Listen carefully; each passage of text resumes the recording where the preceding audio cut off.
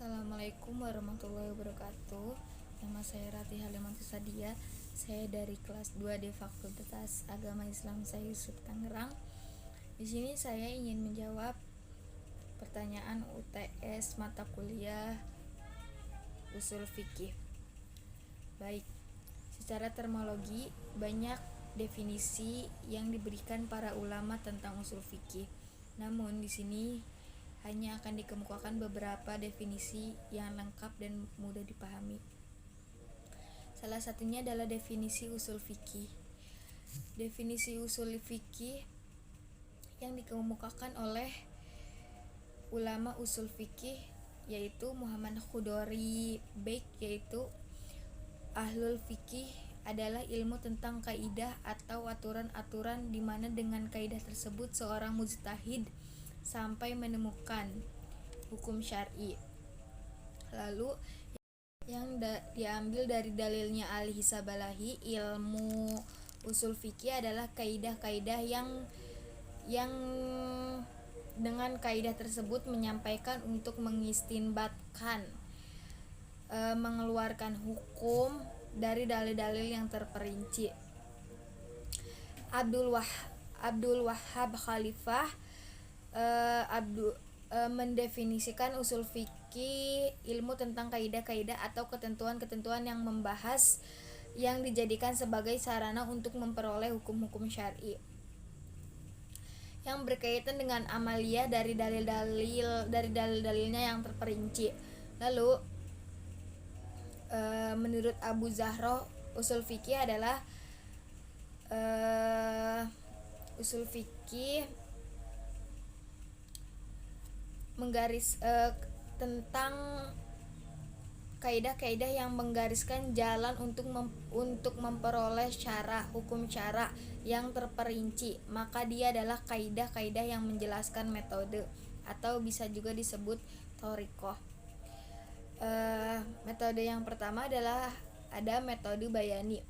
Yang dimaksud dengan metode bayani adalah metode pengambilan hukum dari nas Al-Quran dan As-Sunnah. Istilah lain dari metode ini adalah manhaj istinbat al-ahkam min nusuh. Nas dimaksud dengan berupa nas juz'i tafsih, nas kulli ijmali, dan nas berupa kaidah umum. Yang kedua ada metode qiyasi. Yang dimaksud dengan metode qiyasi ini adalah ijtihad melalui pendekatan qiyas. Dalam konteks ini ada baiknya saya kemukakan pernyataan menurut Imam Asy-Syafi'i. Hukum Islam itu hanya bisa diambil dari nas atau penggabungan pada nas. Salah satu isi surat Umar ibnu al-Khattab kepada Abu Musa al-Asy'ari adalah, hendaklah kamu tahu tentang persoalan-persoalan yang serupa dan persoalan-persoalan yang sama. Dan ketika itulah lakukanlah qiyas menyangkut berbagai persoalan padanya. Lalu yang ketiga ada metode istihlahi atau miqashidi. Istihad dengan metode istajhid. Dengan metode istilahi ialah istihad yang mengacu pada miqashid asy-syariah, yaitu tujuan umum dari pensyariatan hukum Islam. Karena itu ia juga bisa disebut dengan ijtihad maqasidi. Para fuqaha menyimpulkan bahwa syariat Islam dimaksudkan untuk mewujudkan kemaslahatan manusia lahir dan batin dan dunia dan akhirat. Akhirnya penting dinyatakan sekali lagi bahwa metode istinbat ini harus dilakukan oleh orang-orang yang ahli setelah memenuhi persyaratan untuk melakukan istinbat. Istinbat pun harus dilakukan secara jamak atau juga bisa disebut dengan kolektif. bukan secara fardi atau individual. Ini dilakukan untuk menghindari terjadinya kesewenangan-wenangan dalam pelaksanaan istinbat al-ahkam.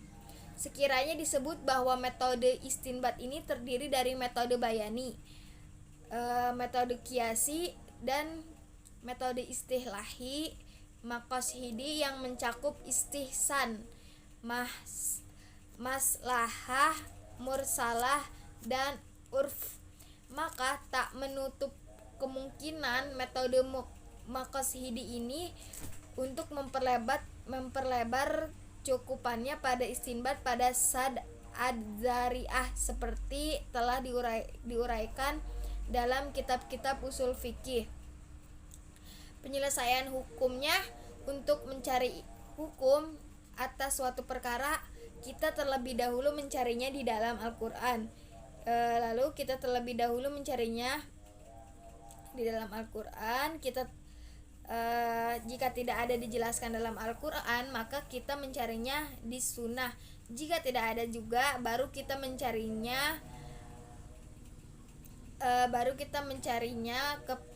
kepada ulama yang pernah berjimak atas hukum tersebut. Ulama yang pernah berjimak atas hukum tersebut atau tidak. Lalu jika tidak ada juga, baru qiyas yang digunakan. Urutan seperti ini telah disepakati oleh Rasulullah SAW dalam diutusnya oleh Rasulullah SAW ke Yaman. Untuk menyelesaikan masalah ini atau perkara hukum menggunakan usul fikih itu ada 4 cara. Yang pertama, menggunakan Al-Quran. Hukum-hukum yang terkandung dalam Al-Quran setidaknya mencakup 3 hal: hukum-hukum kaidah, hukum-hukum akhlak, dan hukum-hukum perbuatan. Hukum perbuatan dalam Al-Quran ini terbagi menjadi 2 perkara, yaitu hukum-hukum ibadah dan hukum-hukum muamalat. Yang kedua ada sunnah. Sunnah berdiri sendiri dalam penetapan sesuatu hukum yang belum tercantum dalam Al-Quran. Setidaknya sunnah di sini dapat dibagi ke dalam 3 bagian, yaitu sunnah mutawir, sunnah mashhur, sunnah ahad. Sunnah mutawir yang diriwayatkan oleh banyak orang yang mana tidak mungkin adanya kebohongan dalam riwayatnya tersebut. Lalu yang ketiga ada jimak. Jika dilihat dari bagaimana ijmak, yang ketiga ada ijmak.